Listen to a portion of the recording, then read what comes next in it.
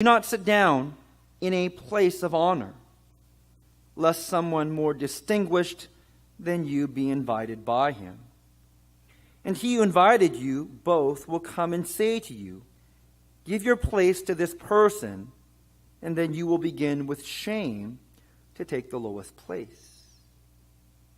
But when you are invited, go and sit in the lowest place, so that when your host comes, he may say to you, friend, move up higher. Then you will be honored in the presence of all who sit at table with you. For everyone who exalts himself will be humbled, and he who humbles himself will be exalted. Again, I want to focus on verses 7 to 11 about sitting in the lowest place. He who humbles himself will be exalted. There was one time in my life that I was given an unexpected honor. It was my graduation from seminary, and I graduated. My graduation coincided with the birth of my first son, Caleb. So Caleb was born on April 30th. It was a Sunday, and I think my graduation ceremony from seminary was like 2 days after that. It was the next day or 2 days after that. It was very, very close. And I remember because I told my wife, I'm not going to go to graduation. I said, I'm not going to leave my baby, right? I don't need to go to graduation. And I said, I'm very happy. I'm not going to go to graduation. But I decided to go. And I decided to go because my parents had come up. And my parents had come up to see their first grandchild. But also, I think they wanted to watch their son graduate. I think my mom and dad were just very proud that their son was a seminary graduate. And so for my parents, I reluctantly went to my graduation. And as soon as very, very soon after the graduation was at a large church in the city. And very soon after I entered the church, people started coming up and saying congratulations to me. And I'm like, wow, this is amazing. How did you know that I had a baby? Like, I don't have Facebook. I don't announce this. I mean, I haven't told anybody. And nobody at school knows that I had a baby. But all these people started coming up to congratulate me.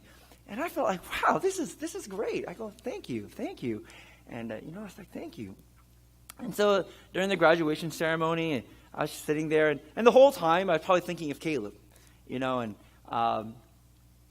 there was a portion of the graduation ceremony when they had awards. They gave out awards, and I didn't know they gave out awards. I was like, wow, this is interesting.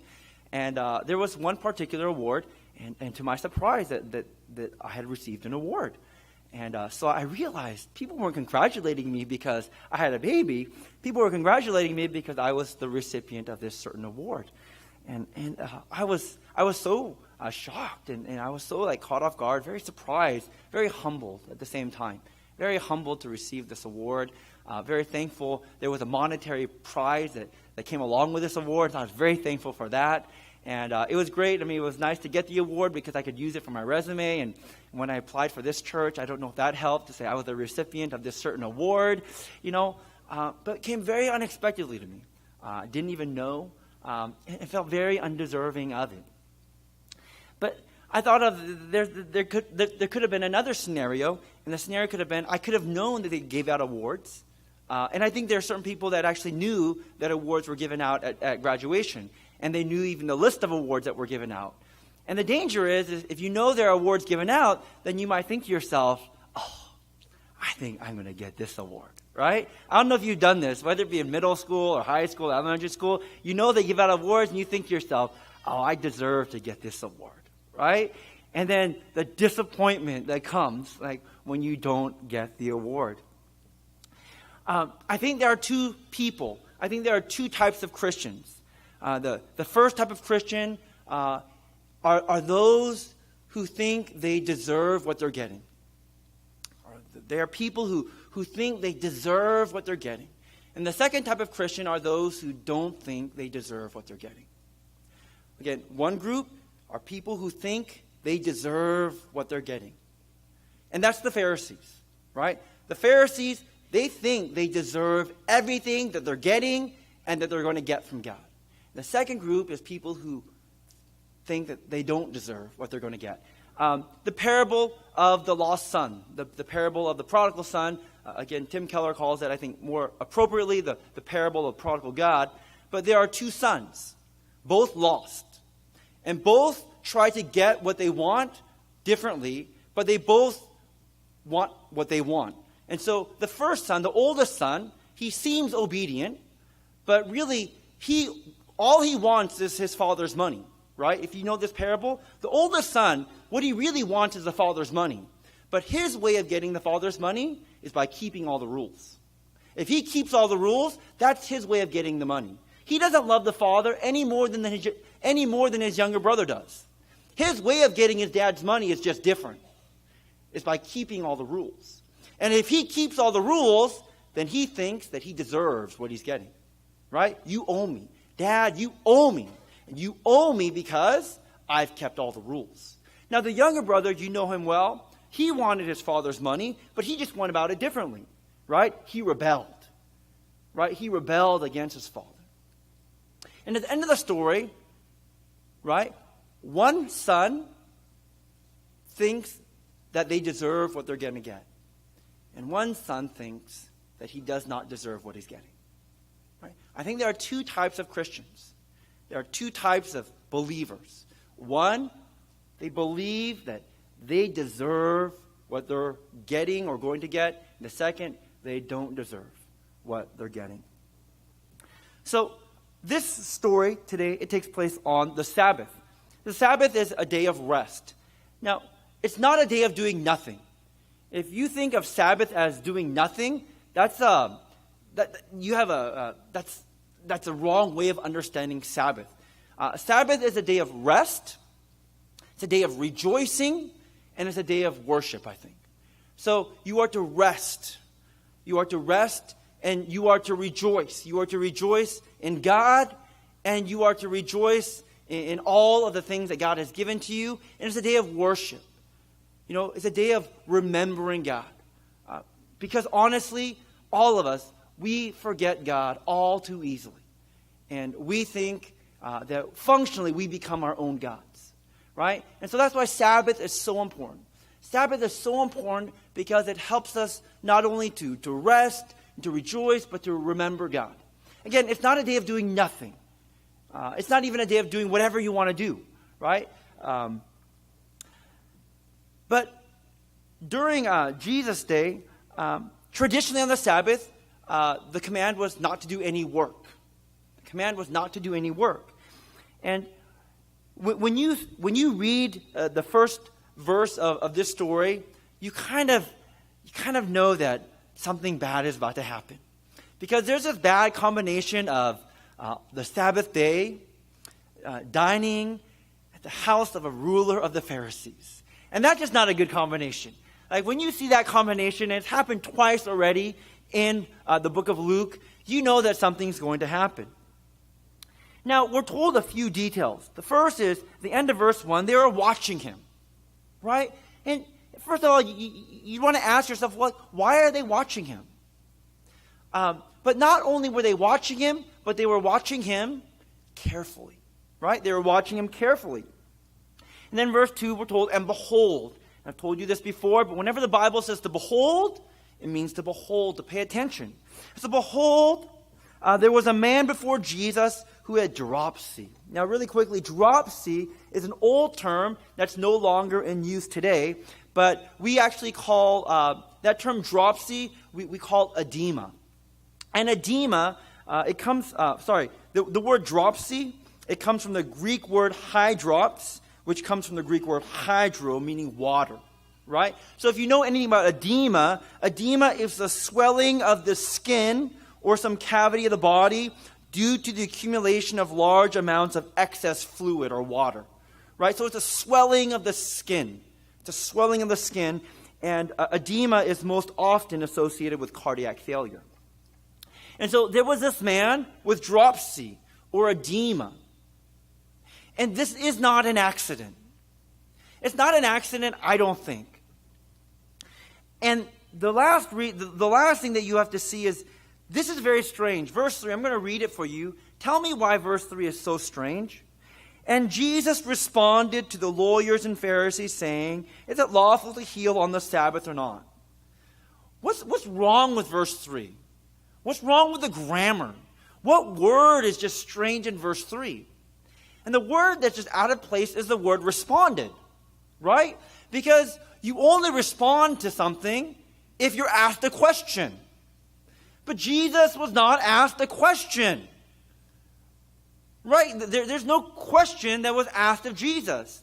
At least not directly. But there was a question that was asked of Jesus indirectly. And it's because the Pharisees and the lawyers had set Jesus up. And in setting Jesus up, the question is, Jesus, what are you going to do? That's the question. Right? It has to. Because Jesus responded. And he's responding to a question. Now this man with dropsy, it is not by accident that he's there. It is not. Because everybody who is at this dinner has been invited.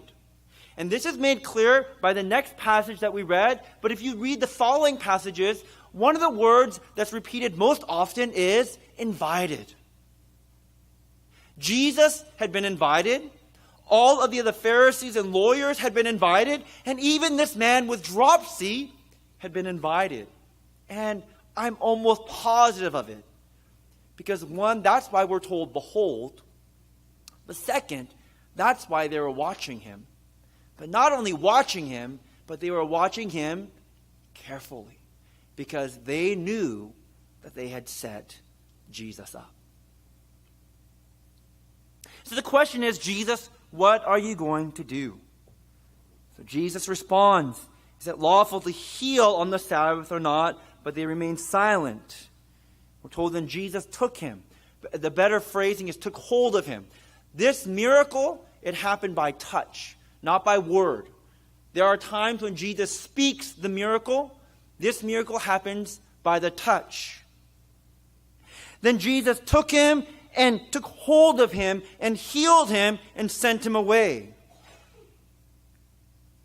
And Jesus said to them, which of you, having a son or an ox that has fallen into a well on a Sabbath day, will not immediately pull him out? And they could not reply to these things. Just really quickly, what's amazing about this story? What's amazing about this story? What's amazing about this story? Okay, the Pharisees and lawyers, they're questioning Jesus, right?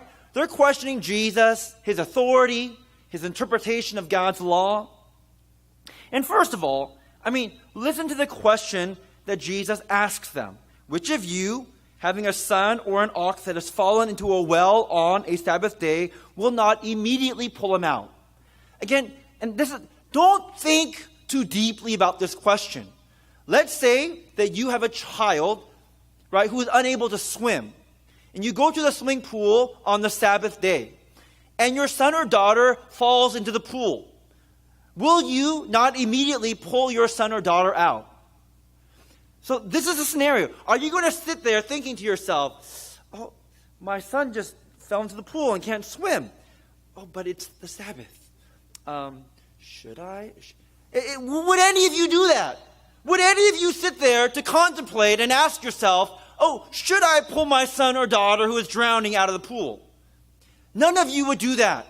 Immediately, your immediate reaction, your immediate response would be to pull your son or daughter out of the pool. Why? Because it's the right thing to do. It doesn't take deep thought and meditation. But see, this is the thing with the Pharisees. Everything requires deep thought and meditation. Now, don't get me wrong. There is a place for deep thought and meditation. But this is so obvious. This is what Jesus is saying. This is so obvious. It's so obvious that it is right to heal this man. But see, this is the problem with the Pharisees. What is obvious is no longer obvious to them. Why not? Because their faith has simply become following rules. A lot of people think that Christianity is about following rules. And more specifically, Christianity is about not doing things. If you're a Christian, you can't do this. You can't do that. There's so many things you can't do.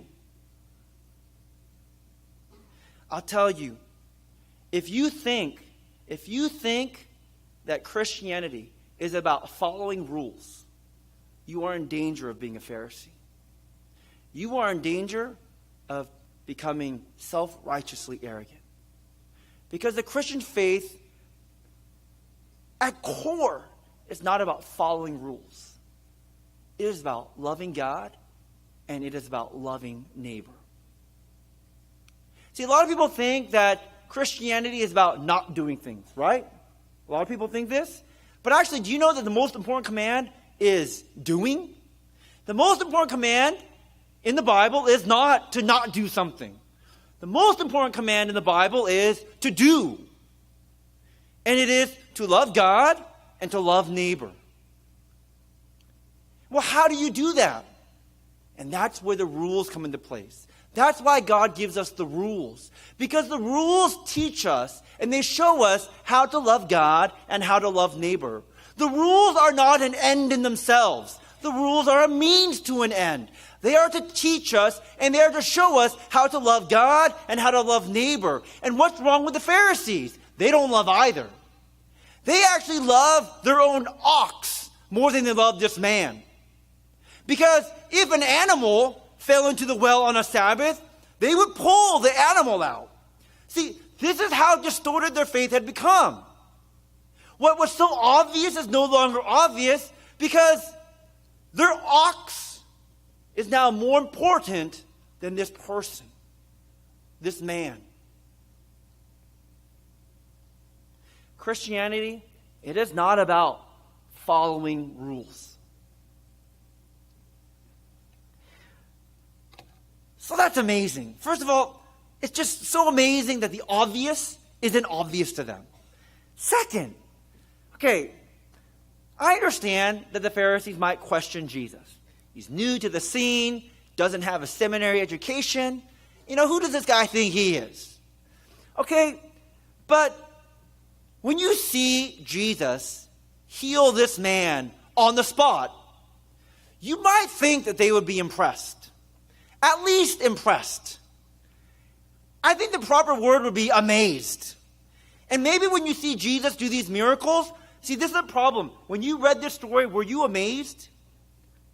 I'm sorry to say this, a lot of you probably weren't amazed because you're so used to Jesus. This is the problem. If you're not amazed, you're in danger of being a Pharisee. This is amazing. This doesn't happen. I don't know the last time you saw this happen. This is a miracle. This is amazing. Now, you might question Jesus and his authority, but at least you should be like, oh, shoot, did you just see that? But they're not even impressed. I mean, it's crazy. They're not even impressed by the miracle. It's like, oh my God, what's wrong with you people? See, this is the thing. They don't care about what's right. They just care about being right. See, I get this because I used to be like this. When I was younger, I would argue, and I would realize sometime in that argument that I was wrong. And I'm like, oh my gosh, I'm wrong. But I just couldn't handle being wrong, so I'd keep on arguing until that person gave up. Because I had to be right. I just had to be right. I didn't care about what was right. I just cared about being right. See, that's the Pharisees. See, I don't think they really care about what's right. Because obviously what Jesus is teaching is right. Because again, you don't even have to think about it. It's so obvious. But they don't care. They don't care about what's right. They just care about being right.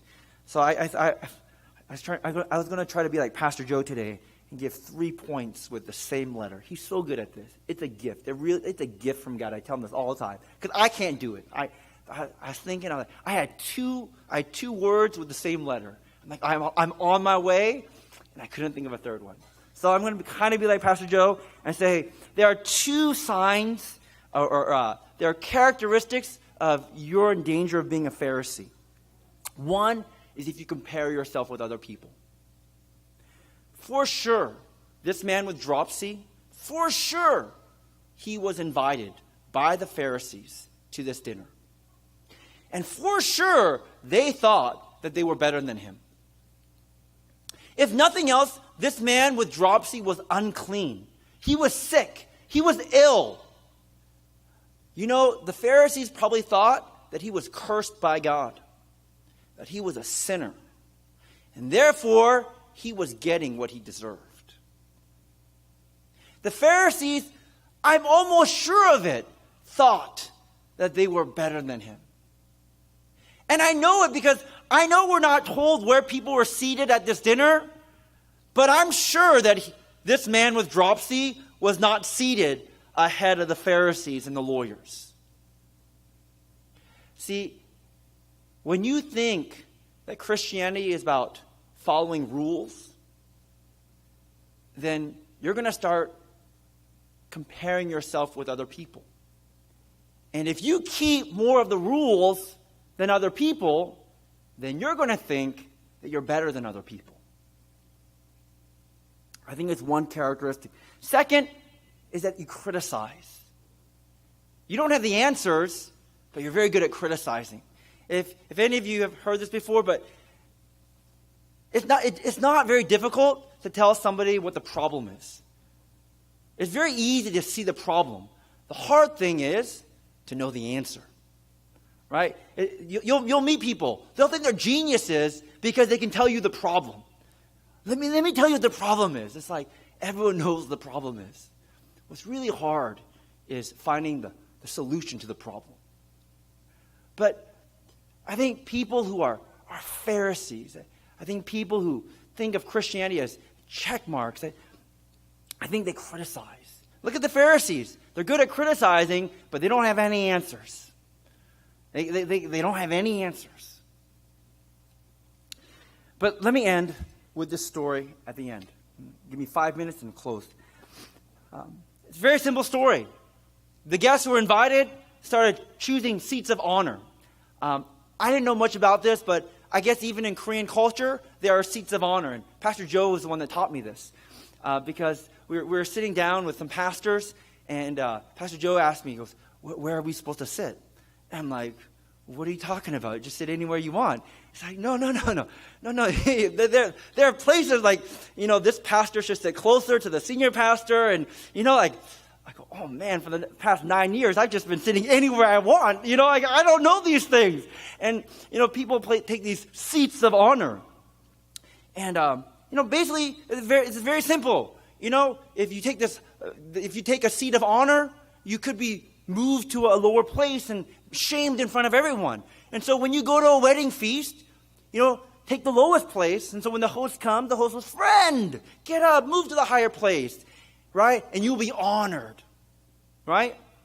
And then he says, he who humbles himself will be exalted, and he who exalts himself will be humbled. So this is the thing. So after listening to this story, where are you supposed to sit? We're all very good students. This is not hard, right? If you're taking a test, right? Let's say I'm going to give you a test on Luke 14. If you attend a wedding feast, where are you supposed to sit? The right answer is the lowest place, right? But see, the problem is this. What if what I really want is the highest place? But my way of getting the highest place is sitting in the lowest place. Is that what Jesus is teaching? Is Jesus teaching, hey, it's okay, you should want the highest place, but you're just going about it the wrong way. If you want the highest place, just sit in the lowest place. Is that what Jesus is teaching? Just another way of getting to the highest place? That's not what Jesus is teaching. Because that's not real humility, right?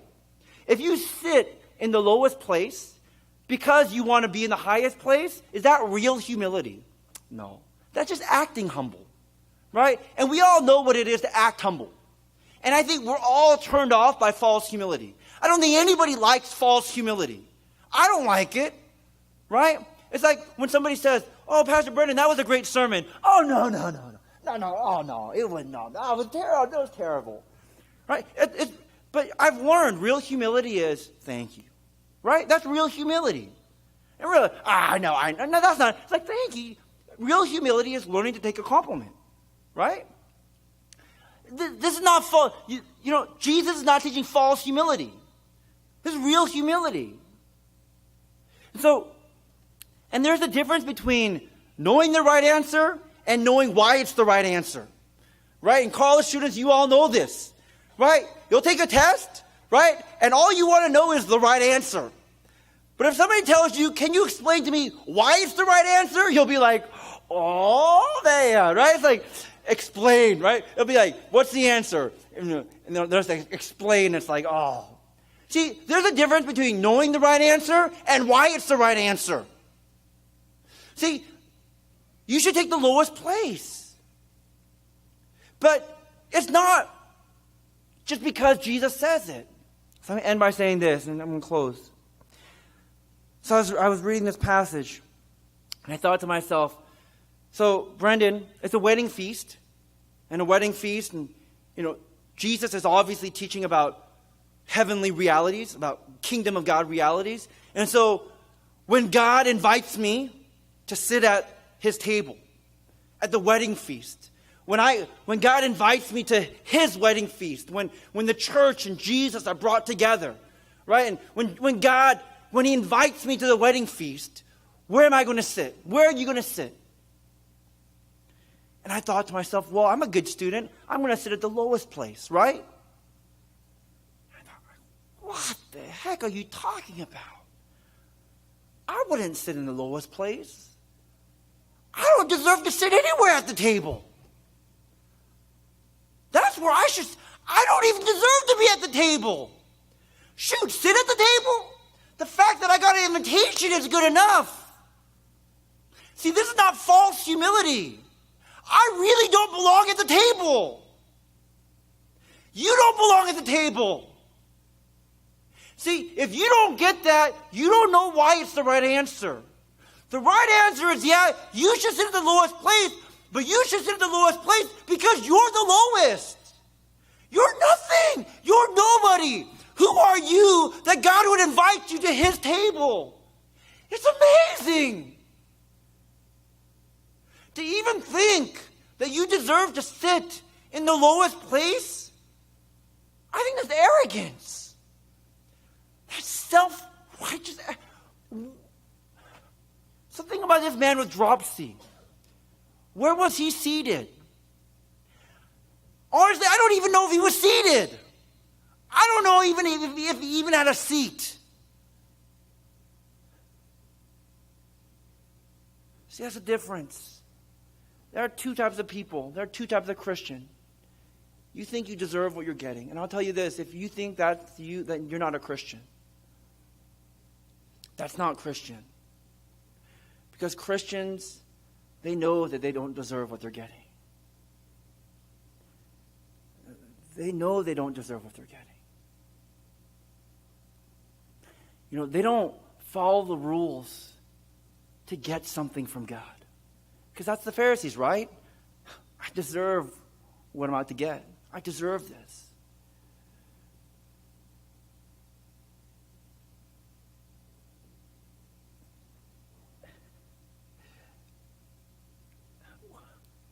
The lowest place, we don't...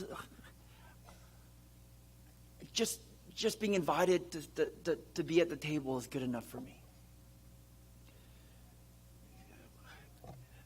We don't deserve it. Like, I don't deserve it.